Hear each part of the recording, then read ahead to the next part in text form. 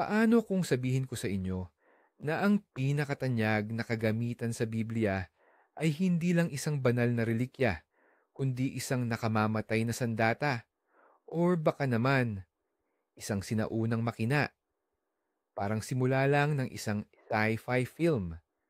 Pero ang mga katotohanang nakasulat sa lumang kasulatan ay nagdudulot ng mga katanungang talagang nakakabahala.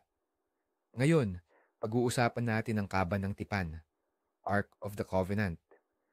Susubukan nating paghiwalayin ang mga alamat sa posibleng katotohanan upang malaman kung ano ba talaga ito, isang himala ng Diyos o isang nawawalang teknolohiya na nauna pa sa panahon nito, banal na dambana o sandata.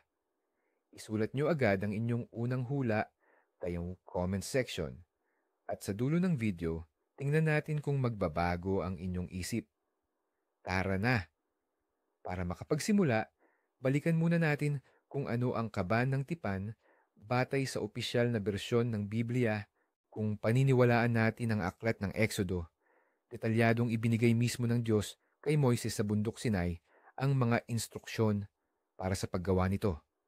Ito ay isang kahon na gawa sa kahoy ng akasya na madaling dalhin, may haba na halos 1 metro at kwarter at may lapad at taas na 75 sentimetro. Pero ang pinakanakakaintriga ay ang konstruksyon nito. Ito ay ganap na binalutan ng purong ginto sa loob at sa labas. Ang takip nito na tinatawag na kaporet o luklukan ng awa ay tinayuan ng 2 inukit na gintong kerubin. Magkaharap sila at nakalatag ang kanilang mga pakpak sa ibabaw ng kaban. Ayon sa tradisyon, sa loob nito nakalagay ang pinakadakilang mga banal na kagamitan, ang mga batong tapyas ng tipan na may 10 utos, ang umusbong na tungkod ni Aaron, at isang lalagyan na may mana. Para sa mga Israelita, ito ay hindi lang basta bagay na sinasamba, kundi isang nakikitang patunay ng presensya ng Diyos sa gitna ng kanyang bayan. Ngunit kasabay nito, ito ay isang bagay na nagdudulot ng matinding takot. Tanging ang mga piling tao lang ang maaaring lumapit dito, at anumang maling galaw ay agad na pinaparusahan ng kamatayan. Dito pa lang, may bumabagabag ng tanong. Baka naman, ito ay higit pa sa simpleng simbolo. Ang mga teksto sa Biblia ay literal na punong-puno ng paglalarawan tungkol sa pambihirang kapangyarihan ng Kaban ng Tipan. Hindi ito basta-basta pasibong bagay na sinasamba. Isa itong aktibong instrumento na kayang baguhin ang mismong realidad. Isa sa pinakatanyag na kwento ay ang pagtawid sa ilog Jordan. Nang humakbang sa tubig ang mga saserdoting Levita na may dalang kaban, kahangahangang humati ang ilog, kaya nagawang tumawid ng buong bayan sa kabilang pampang sa tuyong lupa. Isipin ninyo ang eksenang ito. Isang malakas na agos ng tubig ang bigla na lang huminto sa harap ng isang simpleng kahoy na kahon. Ang pangyayaring ito ay hindi lang nagpatibay sa pananampalataya ng mga Israelita, kundi naghahasik din ng matinding takot sa puso ng kanilang mga kaaway. Inilarawan ito ng mga sinaunang teksto bilang isang banal na himala, isang pagpapakita ng kalooban ng Diyos. Ngunit kung titingnan natin ito sa pananaw ng pisika, may tanong na lumalabas. Anong uri ng puwersa ang kayang pumigil sa isang buong ilog? Posible bang ang kaban ay bumubuo ng isang uri ng force field o nagdudulot ng mga lokal na anomalya sa grabidad? Parang imposible itong pakinggan, ngunit ang epektong inilarawan ay nangangailangan ng paliwanag na hindi pangkaraniwan. Ito ang una, ngunit hindi ito ang huling pagpapakita ng pambihira nitong kapangyarihan. At ngayon, dumating tayo sa marahil ay pinakatanyag at pinakanakakagimbal na pagpapakita ng lakas ng Kaban ng Tipan, ang pagguho ng mga pader ng Jericho. Isa itong kwentong narinig na natin mula pa noong bata tayo. Ang mga Israelita ay humarap sa isang syudad na hindi magiba at napakatibay ang depensa. Tila imposible ang direktang pagsalakay. Ngunit pagkatapos, nakatanggap sila ng isang kakaibang utos. Sa loob ng 6 na araw, inutusan silang umikot sa paligid ng lungsod, isang beses bawat araw. Ang hanay ay pinangungunahan ng mga mandirigma. Sinusundan ng 7 saserdote na may mga trumpeta. Pagkatapos ay ang mga Levita na may kaban ng tipan at sinara ng natitirang hukbo. Pagdating ng ika-7 araw, 7 beses nilang inikutan ang lungsod. Pinatunog ng mga saserdote ang kanilang mga trumpeta. Sumigaw ng malakas ang buong bayan at ang mga hindi matibag na pader ng Jericho ay gumuho hanggang sa pundasyon. Paano? Paanong ang ingay lamang ng mga trumpeta at boses ng tao ay makakapagwasak ng napakatibay na pader na bato? Alam ng modernong agham ang konsepto ng resonance o tugunan, kung saan ang mga vibration sa isang tiyak na dalas ay maaaring magwasak ng mga bagay. Ngunit para gumana ito sa mga pader ng isang buong lungsod, kailangan ng pinanggagalingan ng enerhiya na hindi malirip ang lakas. Posible kaya na ang kaba ng tipan ang mismong pinanggagalingan ng lakas na ito, isang amplifier na nagpo-focus sa sound waves upang maging isang mapanirang impulse. Ang kwentong ito ay nagpapabago sa kaban. Mula sa pagiging isang banal na relikya, ito ay nagiging isang tunay na psychotronic o acoustic weapon. Ang lakas ng kaba ng tipan ay hindi lang nakakagawa o nakakawasak sa mga kalaban. Ito ay lubhang nakamamatay sa sino mang hindi sumunod sa mahigpit na alituntunin ng paggamit nito. Sa Biblia, may ilang nakakatakot na kwento na nagpapatunay diyan. Ang pinakatanyag ay ang kwento ni Oza. Habang inililipat ang kaban, nadapa ang mga baka na humihila sa karwahe at tumagilid ang kahon. Si Oza, na kasama noon, ay bigla na lang inabot ang kamay niya upang suportahan ang sagradong bagay. Sa mismong sandaling iyon, patay siyang bumagsak. Ang Diyos, ayon sa banal na kasulatan, ay nagalit sa kanya dahil sa kanyang pangangahas. May isa pang pangyayari na kinasangkutan ng mga taga Beth Shemesh. Nang isauli ng mga Filisteo ang kaban na nasakop nila, nagpusyoso ang mga tao at nagpasyang sumilip sa loob. Ang resulta? Nakakagulat. Mahigit 50,000, 5,000 katao ang namatay. Anong klase ng kapangyarihan ang makakapatay agad dahil lang sa simpleng pagdampi o pagsilip?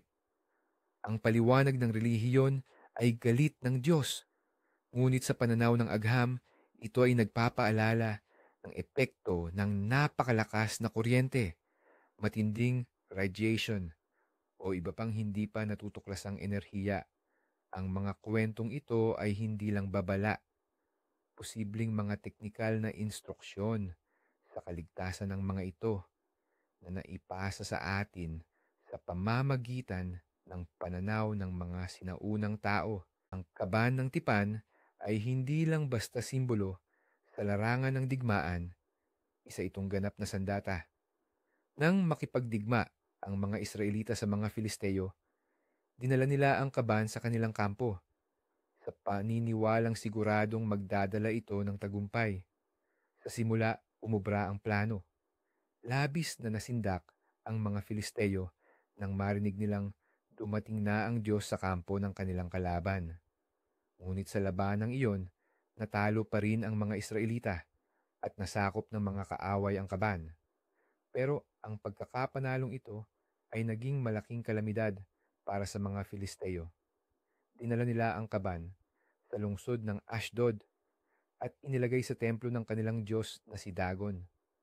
Kinaumagahan, nakita nilang nakadapa sa lupa ang rebulto ni Dagon, nakaharap sa kaban. Kahit ibinalik nila ito sa pwesto, muling bumagsak ang rebulto kinabukasan. At sa pagkakataong ito, naputol ang ulo at dalawang kamay nito.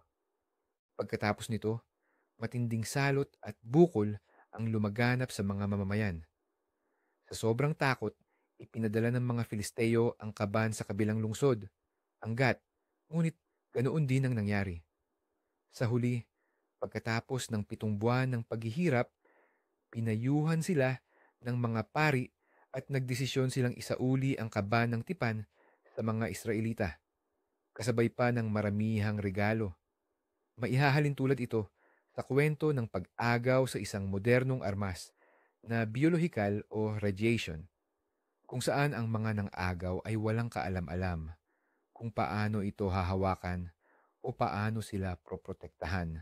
Matapos ang daan-daang taon ng aktibong paglahok sa buhay ng bansang Israel at matapos ipakita ang hindi pangkaraniwang kapangyarihan, ang kaban ng tipan ay bigla na lang naglaho. Ang huling mapagkakatiwalaang ang pagbanggit dito sa Biblia ay noong panahon ni Haring Hosayas, mga 30 hanggang 40 taon bago winasak ang unang templo. At noong 586, 580 CS BCE, sinalakay ni Haring Nebukadnesar ng Babylonia ang Jerusalem at sinunog ang templo ni Solomon kung saan nakalagak ang sagradong kaban.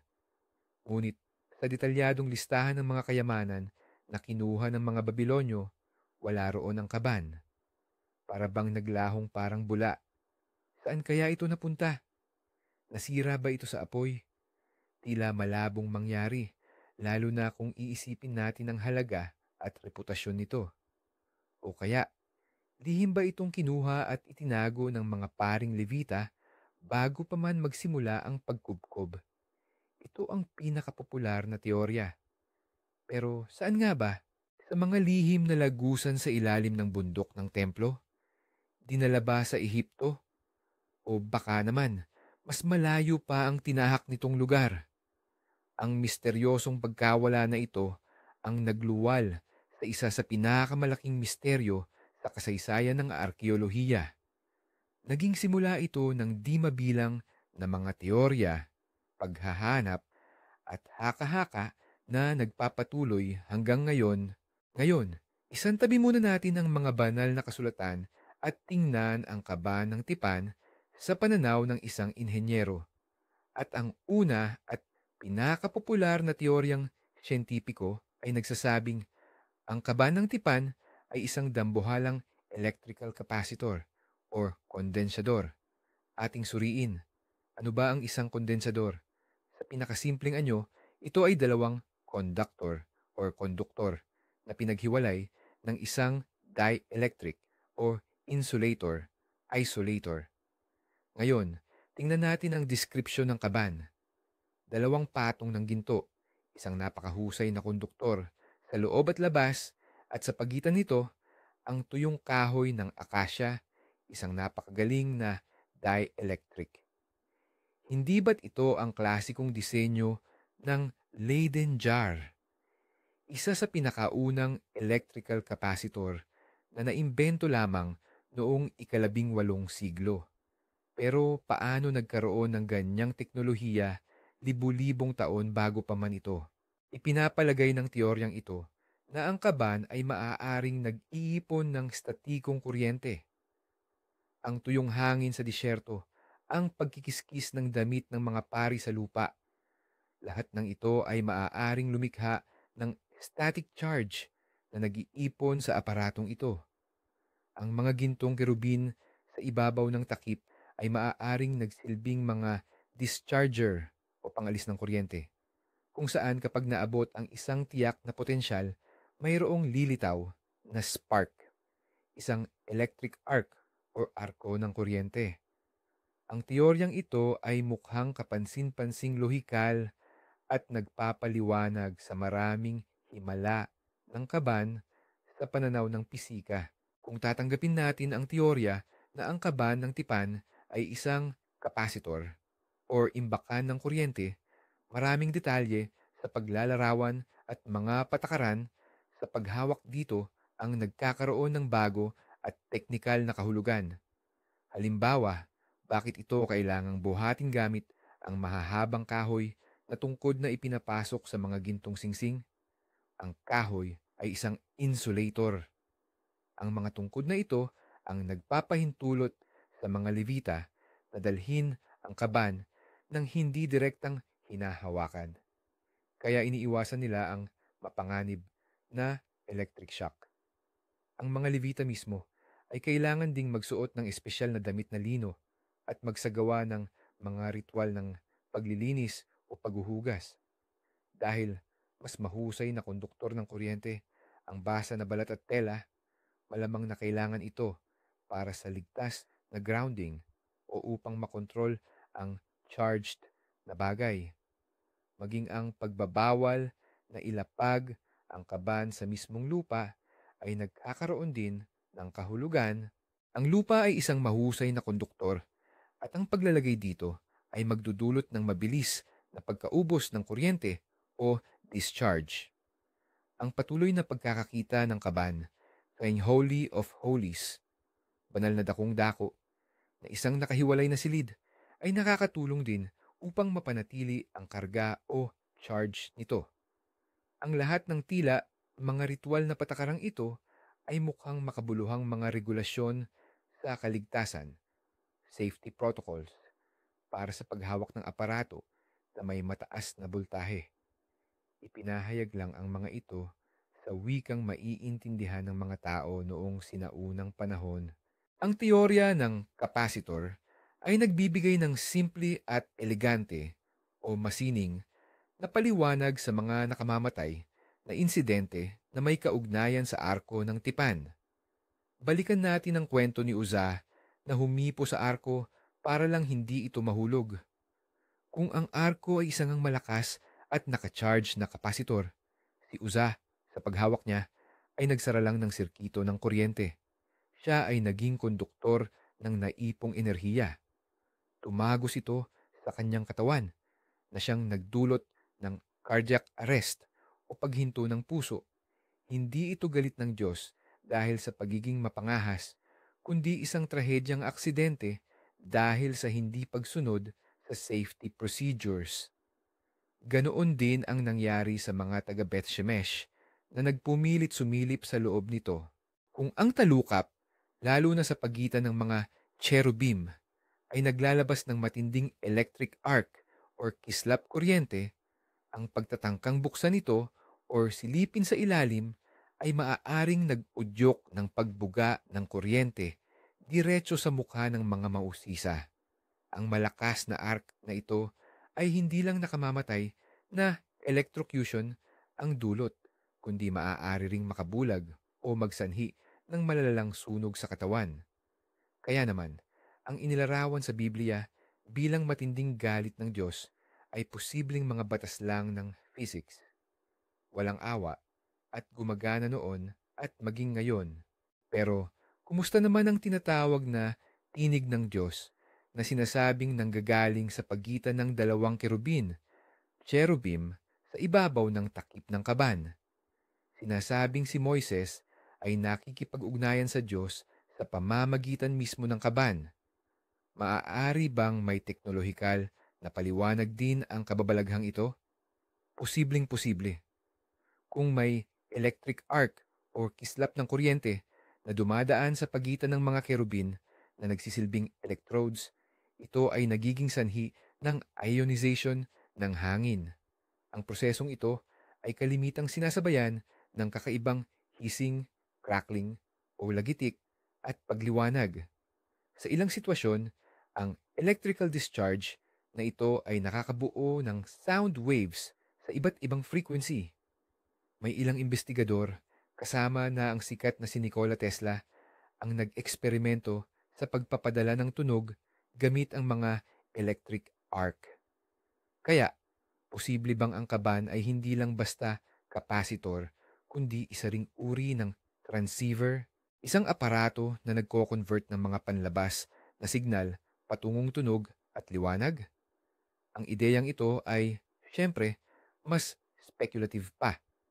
Pero ipinapakita nito na kahit ang pinakamistikong aspeto ng kaban ay maaaring may potensyal na teknolohikal na pinagmulan.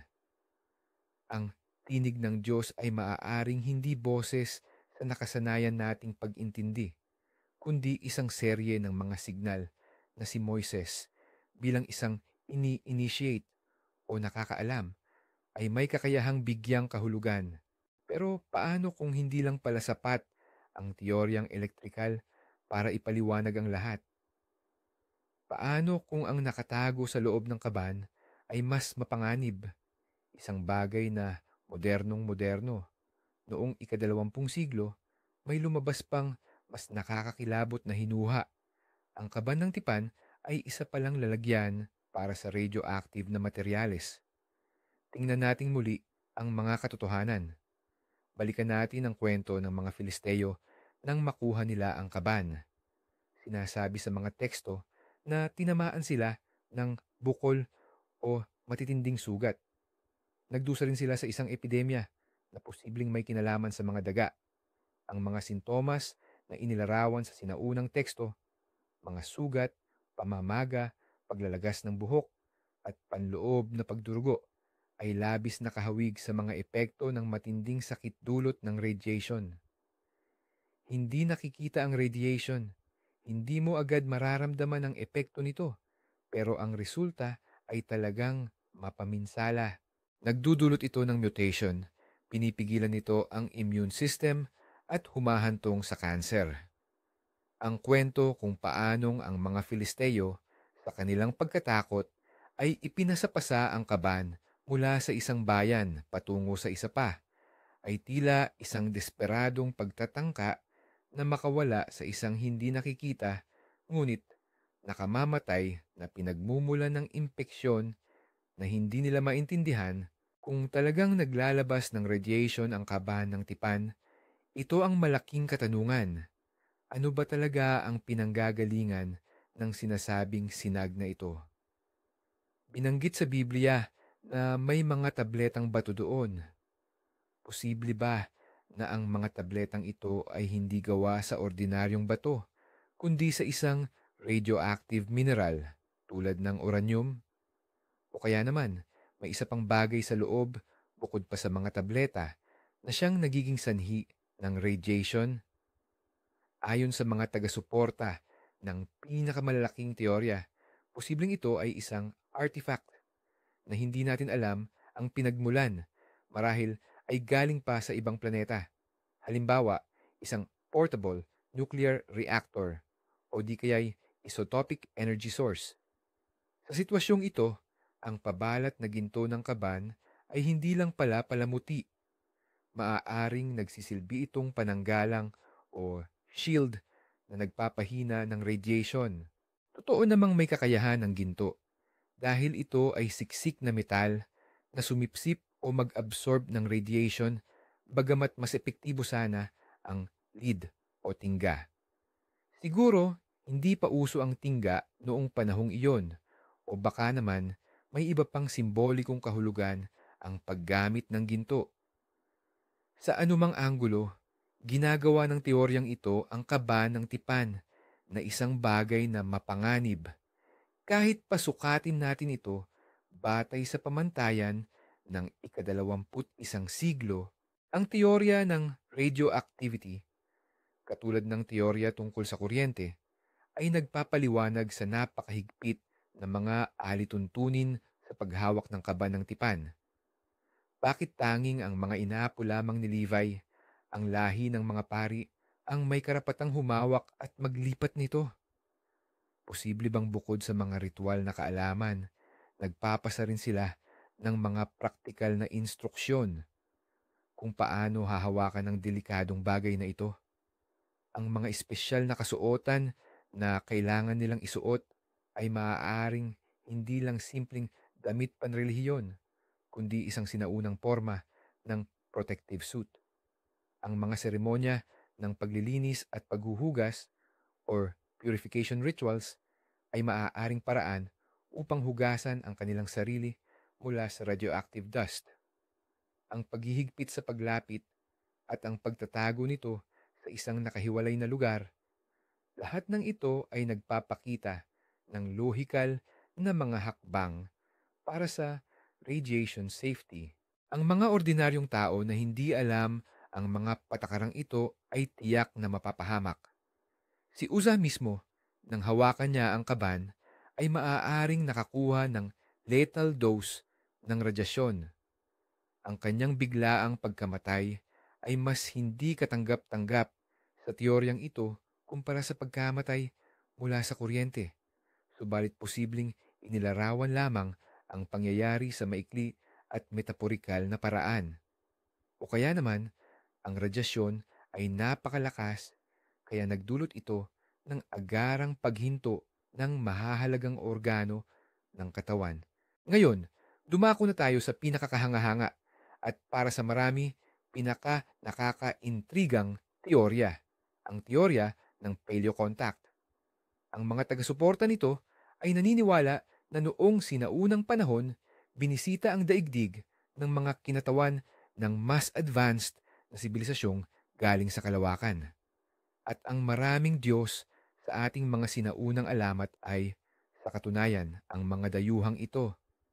Sa kontekstong ito, ang kaban ng tipan, Ark of the Covenant, ay hindi itinuturing na bagay na binuo ng tao batay sa banal na disenyo, kundi isang handa at high-tech na kagamitan, regalo o iniwan ng mga Diyos na ito.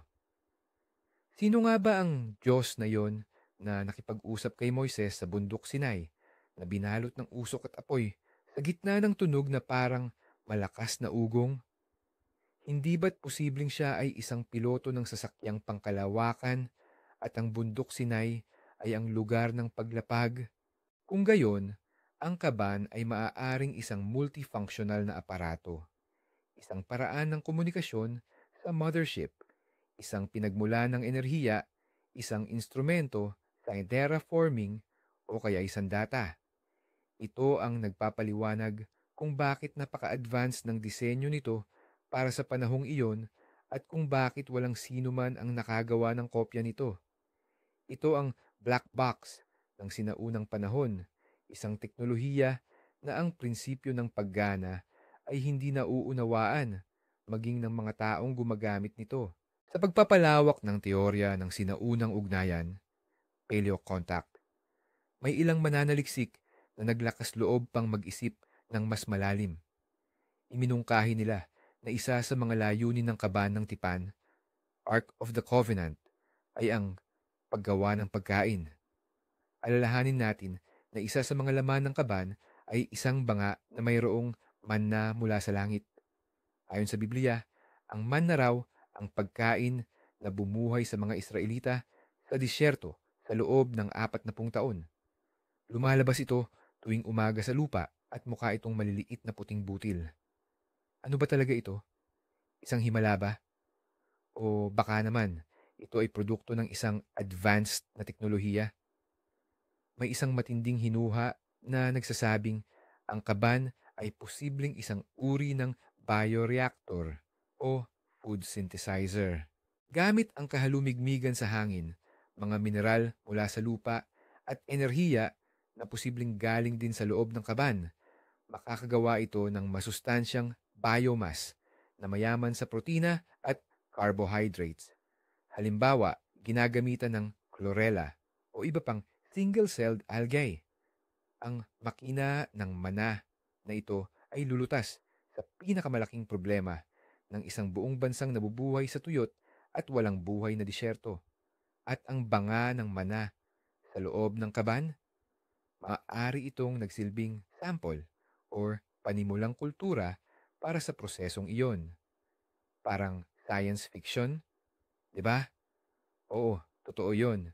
Pero sinisikap ng teoryang ito na bigyan ng mas rasyonal na paliwanag ang isa pang himala na nakasaad sa Biblia.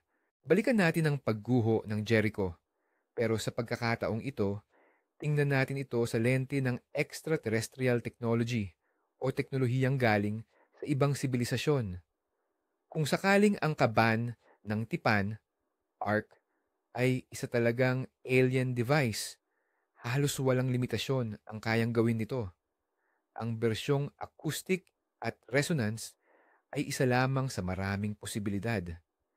Paano kung ang kaban ay pinagmula ng infrasound, mga low-frequency sound wave na hindi naririnig ng tao pero kayang magdulot ng matinding vibration, matinding takot at pagkasira? O kaya naman, naglalabas ito ng directional microwave impulses na nagpainit at nagpaguho sa istruktura ng pader. At heto pa ang mas matapang na teorya, localized gravity manipulation. Ang device ay pansamantalang nagpahina sa gravitational field na nakapalibot sa pader na naging dahilan ng biglaang pagguho nito dahil sa sarili nitong bigat. Sa bersyong ito, ang tunog ng mga trumpeta at sigaw ng tao ay nagsilbi lamang na ritualistic cover-up, isang pangabala or baka ito pa mismo ang command para i-activate ang device. Para sa mga sinaunang tao, ito ay magmumukhang purong mahika ang katuparan ng kalooban ng Diyos. Pero para sa isang highly developed civilization, ito ay pangkaraniwang paggamit lamang ng field engineering or military equipment. Nang mawala sa kasaysayan ng kaban, nagsimula ang matinding paghahanap dito at isa sa pinakakapanapanabik na alamat ay nag-uugnay rito sa Knights Templar. Ang makapangyarihang ordeng ito ng mga monghe at sundalo na itinatag noong simula ng ika-12 siglo ay halos 200 taon na natili sa Jerusalem, partikular sa mismong Temple Mount, kung saan nakatayo noon ang winasak na templo ni Solomon. Ayon sa alamat, ang kanilang pangunahin at lihim na misyon ay hindi lang ang pagprotekta sa mga peregrino, kundi ang pagsasagawa ng mga arkeolohikal na paghuhukay. Sinasabing hinahanap nila ang mga kayamanan at relikya na nakatago sa ilalim ng templo. At ayon sa kwento, natagpuan nga nila ito. Posibleng kasama sa mga natagpuan ang kaban ng tipan. Ang paghahanap na ito, sa paniniwala ng mga naniniwala sa teorya, ang naging pinagmulan ng hindi kapanipaniwalang yaman at kapangyarihan ng mga Templar. Nang mawasak ang orden noong simula ng ika-14 na siglo, ang kanilang kayamanan, kasama na ang kaban, ay naglaho ng parang bula. Saan kaya nila ito dinala? Iba-iba ang mga haka-haka. Scotland, kung saan itinayo ang tanyag na Roslin Chapel na puno ng mahiwagang simbolo. Portugal, or baka naman sa North America pa, matagal na bago dumating si Columbus. Ang paghahanap sa kayamanan ng Templar at sa kaban ay dalawang malalaking misteryo na posibleng may iisang sagot. Mayroong isang napakakakaibang teorya na nag-uugnay sa kaban ng tipan, Ark of the Covenant, sa Knights Templar, at sa isa pang tanyag na relikya ng Kristyanismo, ang balabal ng Turin, Shroud of Turin. Ang balabal na ito ay isang telang linen na may negatibong imahe ng isang tao na pinaniniwalaang si Hesukristo. Hanggang ngayon, pinagtatalunan pa rin ng mga siyentista kung paano ba talaga lumabas ang larawang ito. Hindi raw ito iginuhit, hindi rin ito nasunog. Sa halip, ito ay isang napakanipis na pagbabago sa mismong istruktura ng mga hibla ng tela. Aba, ang ilang mananaliksik tulad ni na Christopher Knight at Robert Lomas ay nagmungkahi na ang imahe sa balabal ay maaaring nalikha sa tulong ng isang malakas na bugso ng radyasyon. Paano kung ang pinagmula ng radyasyong ito ay ang kaban ng tipan? Sinasabi ng alamat na ang mga Templar ay sumasamba sa isang misteryosong ulo na nagbigay sa kanila ng karunungan at yaman. Baka naman, ang ulo na ito ay isang taong naapektuhan ng kaban at ang balabal ang nagsilbing litratong bakas ng pangyayaring iyon. Pinagsasama-sama ng teoryang ito ang tatlong dakilang misteryo at nagpapahiwatig na ang kaban ng tipan ay may kapangyarihang hindi lang manira, kundi mag-iwan ng bakas ng imahe, katulad ng isang X-ray machine. Pero ang pinaka-popular At nakakagulat, opisyal pa na sinusuportahang bersyon tungkol sa kinaroroonan ng kaba ng tipan ay hindi tayo dinadala sa Europa, kundi sa Aprika, sa Ethiopia. Ayon sa pambansang epiko ng Ethiopia, ang Kebra Nagast or kaluwalhatian ng mga hari, ang sikat na rina ng Shiba ay nagmula sa Ethiopia. Dinalaw niya si Haring Solomon sa Jerusalem at nagkaroon sila ng anak na pinangalan ng Menelik. Nang lumaki si Menelik, bumalik siya sa Jerusalem para makita ang kanyang ama. Kinilala siya ni Solomon at inanyayahan siyang manatili, ngunit nagdesisyon si Menelik na bumalik sa kanyang bayan. Dito, nagkakaiba ang kwento. May isang bersyon na nagsasabing palihim niyang ninakaw ang kaba ng tipan at pinalitan lang ito ng kopya. Ngunit may mas marangal na bersyon naman na nagsasabing ang mga pari mismo, dahil nakikita nila ang pagbaba ng moralidad sa Israel, ay ibinigay na lamang kay Menelik ang kaban upang iligtas ang sagradong relikya. Sa anumang paraan, ayon sa alamat na ito, dinala ni Menelik ang kaban ng tipan sa Ethiopia, kung saan ito nakatago hanggang ngayon. Ang kwentong ito ay ang pundasyon ng relihiyon at pagiging estado ng Ethiopia, at para sa milyon-milyong Ethiopian, hindi lamang ito alamat, kundi isang makasaysayang katotohanan. Iginiit ng simbahang ortodokso ng Ethiopia na ang orihinal na kaban ng tipan ay matatagpuan sa Aksum, sa loob ng isang maliit na kapilya na konektado sa Katedral ng Mahal na Birhen ng Sion. Mahigpit na ipinagbabawal ang sino mang makalapit sa relikya.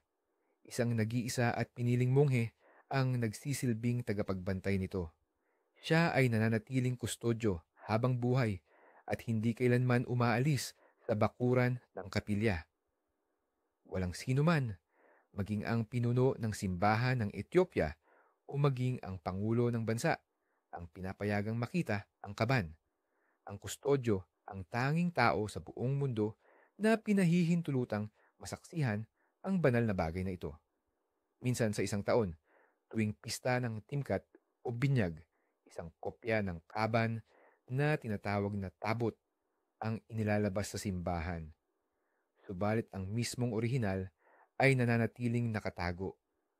Sa nakalipas, sinubukan ng ilang Western na mananaliksik tulad ni Graham Hancock na makita ang relikya o patunayan man lamang ang autentisidad nito, ngunit lahat ng pagtatangka ay nauwi sa wala. Sabi ng mga taga-Ethiopia, hindi pa raw handa ang mundo na masaksihan ang kapangyarihan ng kaban, at ang paglitaw nito ay magiging hudyat ng nalalapit na katapusan ng panahon. Ang pagpaniwala dito o hindi ay nasa sa inyo na, ngunit ito ang nag-iisang lugar sa buong planeta na naghahayag na sila ang pisikal na nagmamay-ari ng pinakadakilang artipakto sa kasaysayan. Kaya, ano na nga ba ang buod nito? Sa isang banda, mayroon tayong makapangyarihang relikya na inilarawan sa mga sinaunang kasulatan. Sa kabilang banda naman, wala tayong makitang anumang pisikal na patunay na nag-e-exist ito ngayon. Kung talagang nasa kanila ang kaban, bakit hindi ipakita ng mga taga-Ethiopia ang patunay sa mundo? Isang simpleng scientific analysis lang sana ang makakapagpatunay o makakapagpabulaan sa kanilang sinasabi. Siguro, natatakot sila na baka peke lang ang relikya at ito ang magpapaguho sa pundasyon ng kanilang paniniwala at maging ng kanilang pagiging estado. O baka naman tama sila at talagang napakadelikado ng bagay na ito, kaya mas mabuting itago na lang. O kaya, baka matagal nang wala ang orihinal na kaban. Maaaring nasira ito, nawala, o di kaya'y nag-expire na lang ang bisa nito at naging isang ordinaryo at lumang kahon na lang. Ang misteryo ng kaba ng tipan ay isang perpektong salamin ng sangkatauhan. Nakikita ng isang mananampalataya ang milagrong galing sa Diyos. Para sa siyentista, ito ay isang prototype ng lumang teknolohiya.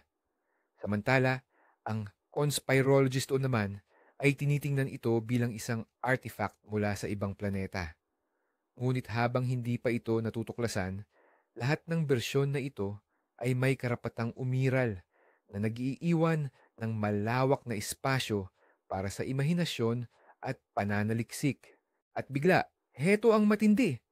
Ang simpleng kahon na gawa sa kahoy at binalutan ng ginto, sa harap mismo ng ating mga mata ay nag-iba ng anyo. Naging isang higanting electrical capacitor, isang sisidlan ng radioactive elements, at sa matindi pa, isang multifunctional na alien machine. Mula sa isang sagradong relikya hanggang sa armas ng malawakang pagkasira, literal na isang hakbang lang ang pagitan. Ang kaban ng tipan, Ark of the Covenant, ay nananatiling isa sa pinakadakila at pinakakakaibang misteryo sa kasaysayan ng sangkatauhan. Ang mga teksto sa Biblia ay naglalarawan nito ng may matinding paggalang at takot na nagtutulak sa ating magtanong, paano kung ito ay higit pa sa simpleng simbolo ng pananampalataya? Paano kung ang ating mga ninuno ay nakaharap sa isang teknolohiya na hindi nila maunawaan at inilarawan lang nila ito gamit ang tanging wika na alam nila, ang wika ng mga himala at ng pagpasok ng Diyos? Maraming salamat sa inyong panunood ng video na ito hanggang sa huli. Sana'y naging kapana-panabik para sa inyo ang paglalakbay na ito sa mga lihim ng kasaysayan at mga hinuha. Kung nagustuhan ninyo ang aming mga pagmumuni-muni, huwag kalimutang i-like at mag-subscribe sa channel para hindi mapalampas ang iba pa naming mga pagsasaliksik. I-click din ang notification bell para updated kayo sa lahat ng aming bagong uploads. Ngayon, heto ang pinakamahalagang tanong para sa inyo. Ano sa tingin ninyo ang tunay na kaban ng tipan? Ito ba ay isang banal na artifact, isang nawawalang teknolohiya, o isa lang itong maganda at makabuluhang alamat? I-share nyo ang inyong pinakamatapang na teorya sa comment section sa ibaba. Napaka-interesanting basahin ang inyong mga pananaw